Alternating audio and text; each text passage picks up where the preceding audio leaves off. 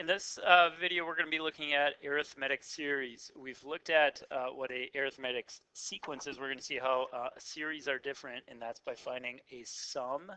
And we're also going to be looking at how you do a summation with sigma notation.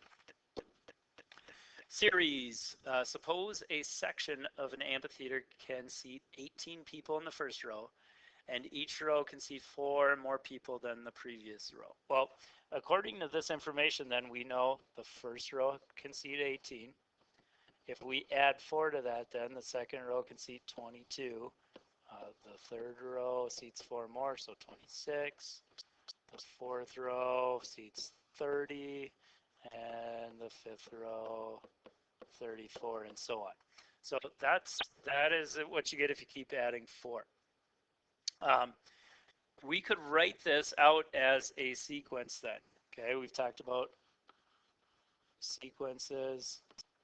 In prior notes, the sequence here would be 18, 22, 26, 30, 34, etc. Okay, a series, okay, looks at taking a sequence like this and adding it up. So if we want to find the number of people who could sit in the first 5 rows, what we would want to do is add up the number of seats in each row, and you would get the total. So if we add up 18, 22, 26, 30, and 34, you would get 130 seats. And that would be what the series would be equal to. So a series is taking a sequence and then finding the sum of however many terms you want to find. So an arithmetic series, a lot of this stuff is going to be very similar to what we've talked about in the past. D, that's your common difference, just like it was with sequences. N is the number of terms.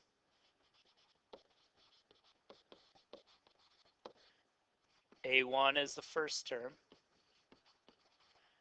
This is another n, so there's 2 n's in this formula. S is the one new one. That means the sum of this series. So you want to sum or add them all up to find the total. There is another equation over here. All this stuff means the same thing. The only difference one is this one. This would be the last term, just like it was again with sequences. Okay, so there's 2 different formulas you could use when you want to find this. You want to look at the information you know and pick whichever one would be easiest to use. So let's look at number 1. Find the sum. So sum right here, this tells us this is going to be a series problem of the first 100 positive integers. Well, if we know we're doing positive integers, that means positive numbers. Integers means like whole numbers. That'd be adding up like all the numbers from 1 here, 2, 3, 4, all the way out here, 96, 97, 98, 99, all the way up to 100. What are all these going to add up to here on this? So if we were to take and add all these up, what would we get? Well, we know some stuff here. What would be the first term in this sequence? It would be 1. The difference we know. The difference is also going up 1 each time. Going one number to the next is plus 1. How many terms? There'd be 100 terms here. We also know the last term. The last term in this one is going to be 100. So now we can look which one would be the easiest one to know. Looks like this one would be the easiest equation to me looking at it. The sum of the first 100 here would be the number of terms 100. There's a divided by 2 in the equation of the first term 1 plus the last term 100. And if we solve this out, that would tell us the sum. 100 divided by 2 is 50. 1 plus 100 is 101. And if we take 50 times 101, that's going to give us 5,050. So that's what all the numbers, if you add all the numbers 1 through 100 up, you get 5,050. Now, why does that work? Where does this equation come from? Well, here's how this equation works. If you were to take and add up the first and last term, it would add up to 101. 1 plus 100 is 101. If you took the second term and added that to the second to last term, that would also add up to 101. And if you kind of keep repeating that, these all add up to 101. Well, if you take and pair all these numbers up and they all add up to 101, how many pairs of numbers would there be between 1 and 100? There would be 50 pairs. 50 or 100 divided by 2 is 50. So if you have 50 pairs that add up to 101, if you multiply those, that should give you the answer. Well, look at what we did over here. 50 times 101, and we got the total. So that's how that equation works, and that's where it comes from. So it kind of pairs up numbers and finds what they add up to. Let's look at another problem here. Number 2 says, Aiden did push-ups every day in March.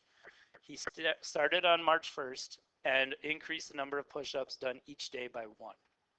He did a total of 1,085 push-ups for the month. How many push-ups did Aiden do on March 1st? All right, so let's see what information we know. He increased the number of push-ups done each day by 1. That's telling us here our difference on this problem is 1. He did a total of this many push-ups. So that means our sum here is 1,085.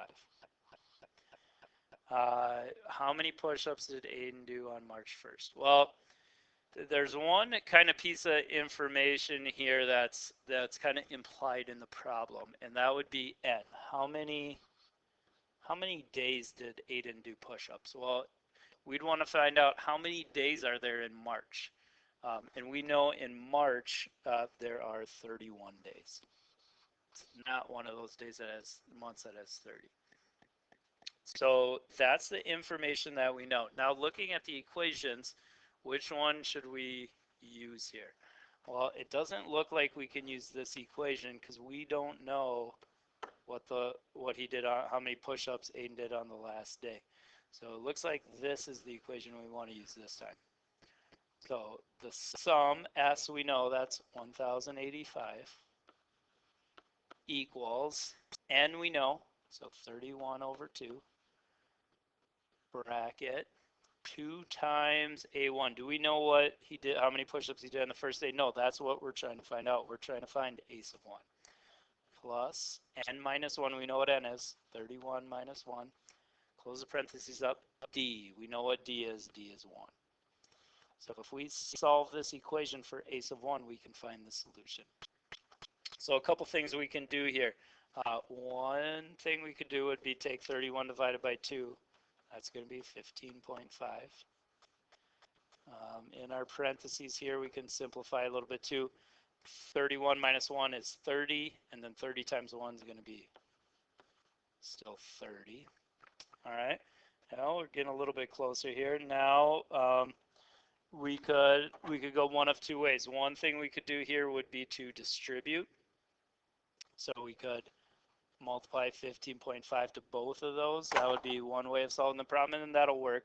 If you want to go that route, definitely will give us a solution. Another way you could do it that works equally as well would be, since this is being multiplied, you could divide by 15.5. So either way is fine. I don't care which way you want to do. I'm going to go with division since I already got it up here. So what do you get when you take 1,085 divided by 15.5? Let's see.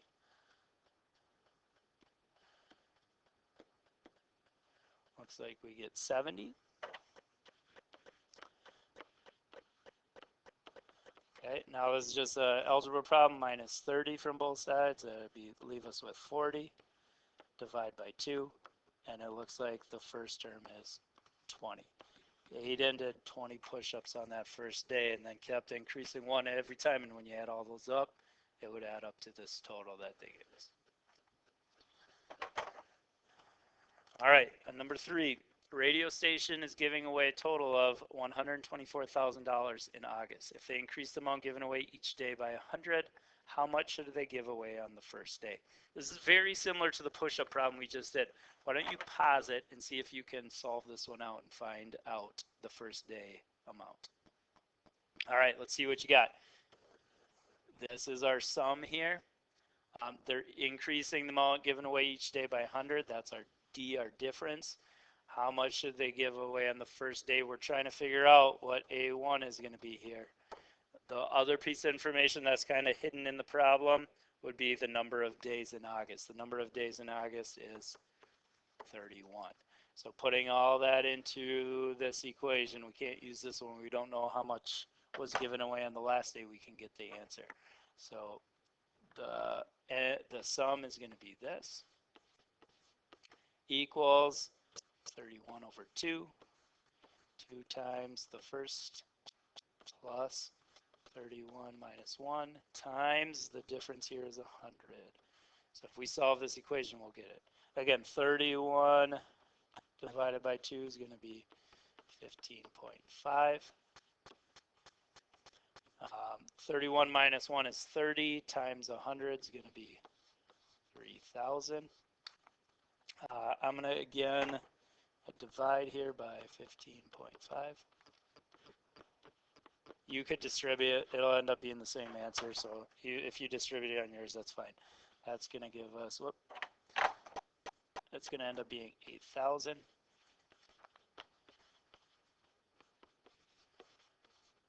Minus 3,000, you get 5,000. Divide by 2, and it looks like the total on the first day was $2,500. So if you got that, you're doing well on these problems.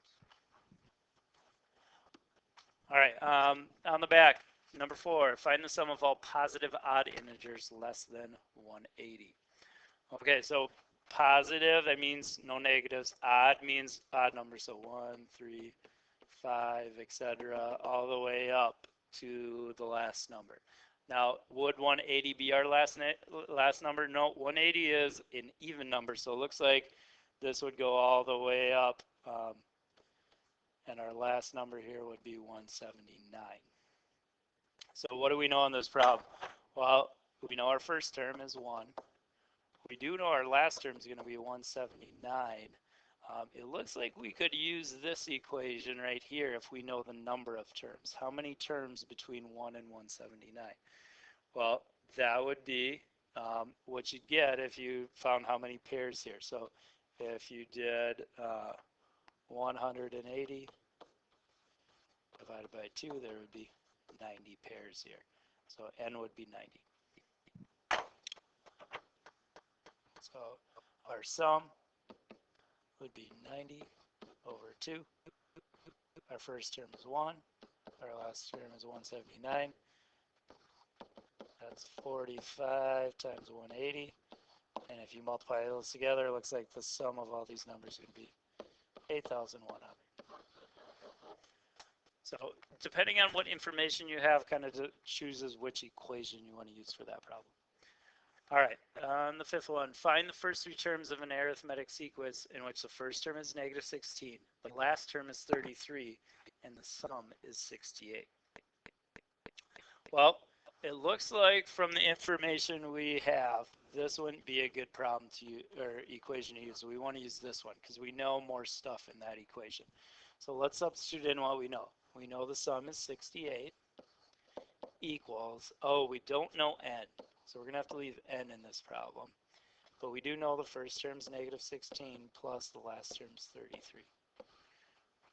Well, it looks like we can solve now for n. So let's see what n ends up being. If we add these numbers up in the parentheses, that's going to give us 17. From here, we could do one of 2 things. Either you could times by 2 or divide by 17, however you want to do it here. I'm going to divide by 17. So that gives us 4. That would cancel out. So you got n minus 2 still left here. Now we could times by 2. Those cancel out. Looks like the number of terms here is 8. So is that the answer? Well, no. They want us to find the first three terms of this sequence. Okay, well, if we know the number of terms is 8 here, that still doesn't tell us what this is increasing by.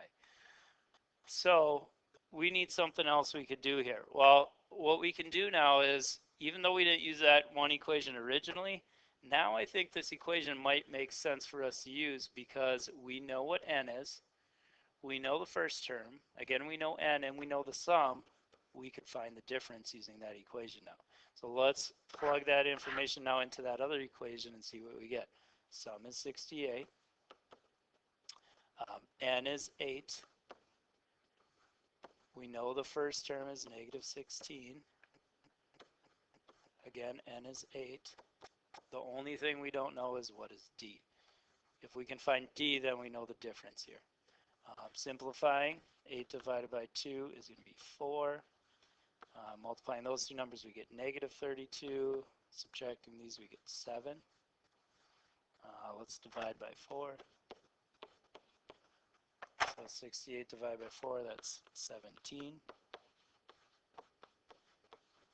We could add 32 here since it's negative. And I got 49 equals 70.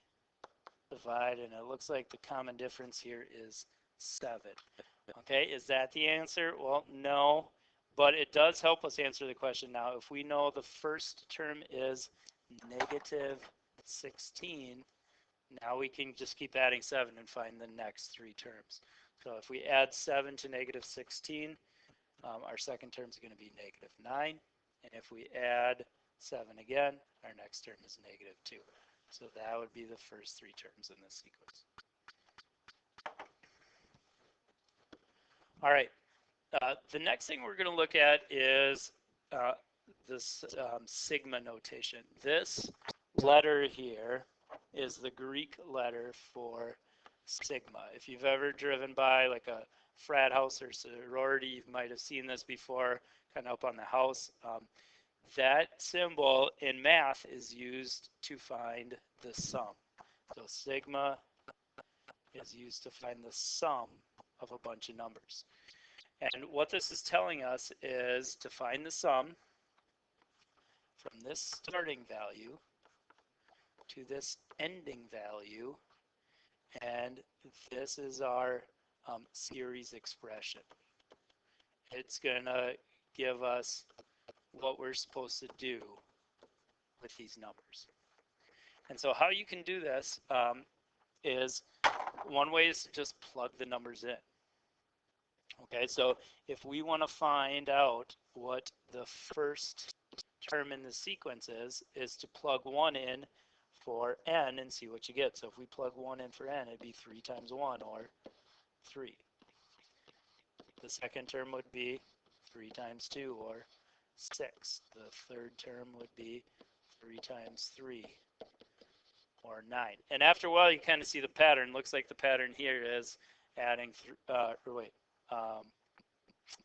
it would be, yeah, adding 3 each time. So the fourth term would be 12. The fifth term would be 15, and so on here.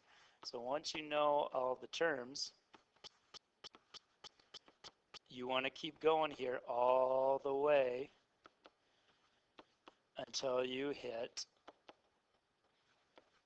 this number 10. So once we find the 10th term, we know we have all of them that we want. So then once you know all those, then find what is the sum of this. So the sum of this series would be adding together these numbers: 3 plus 6 plus 9 plus 12 plus 15. And you could just put all these in the calculator and find that total. And if you went there and did that and added all these up, it does come out to equal 165. Now, that might take a while to type all those in, but it works. But what if this wasn't 10 up here? What if it was a much bigger number, like 10,000? Well, you won't want to sit here finding all 10,000 numbers and then add them up. So what you can do is use one of those equations from up top that we've done before, such as this one. Okay, so we could use that sum formula. What would n be here? N would be how many terms are between here and here. So to find n, you can take your ending value 10 minus your starting value 1, and that, if you just subtracted those, that would give you 9. But do we have 9 terms here? No. How many do we end up with? 1, 2, 3, 4, 5, 6, 7, 8, 9, 10. There's 10 terms. How come we didn't get 10? Well, the reason is because when we're subtracting those, we're not counting the one we start with. So if you want to find n, you can subtract these, but it's almost, you have to add 1 onto it to count the one you're starting at. So if we did that, then yeah, our number of terms here would be 10. So that's one kind of tricky part about finding the number of terms. If it starts at 1, you can basically look up here and that would be your number of values. If it's not, though, you got to subtract them and add 1 to count the starting value. So we got 10 terms divided by 2. Now we need our first plus our last one. Our first term here is 3. Our last term is 30. And you won't have to go through and find all of them to find that. All you have to do is plug 1 in here, and that would give you 3. If you plug 10 in here, 3 times 10 is 30. So what is the sum going to be? 10 divided by 2 is 5. 3 plus 30 is 33. If you go on your calculator and do 5 times 33, we should get the same answer of 165. So that's a quicker way of getting to your answer on one of those. Okay. Let's look at another one here, number 7. Let's evaluate this one. So again, 2 ways you could do it. One would just be find the terms here. This one wants us to start at the 5th term and keep going here up 1 each time till we hit the 8th term. So what would these terms be? Well, plug the numbers in for j this time and see what it is. So it'd be 3 times 5 minus 1. 3 times 5 is 15, minus 1 is 14. So the first term's 14. The next one would be 18 minus 1, or 17. The next one would be 3 times 7, which is 21 minus 1, which would be 20. You can kind of see the pattern here. It looks like it's adding 3 each time. So the next one should equal 23. What's the sum equal now? Add up 14, 17, 20, and 23, and you would get it. So if we put these in the calculator, we could find it really fast. 14 plus 17 plus 20 plus 23. So the sum of this would be 74. And that's the answer. If it's that easy, there wouldn't be need to do anything else. Again, if this was bigger, you could use the formula. Let's try the formula to do it. Okay, so the sum this way would be the number of terms divided by 2 times the first term, 14, plus the last term, 23. How many terms here? Okay, again, be careful about just subtracting. 8 minus 5 would tell us it's 3. Is there 3 terms? No. There's 1, 2, 3, 4 terms. So to find n, subtract them and add 1. So 8 minus 5 is 4 plus 1, or is 3 plus 1 would be 4. 4 terms. So if you solve this, it should also give us 74. 2 times 37 is indeed 74. So you can also use those formulas to help you out. All right, why don't you try some of these out now on the practice.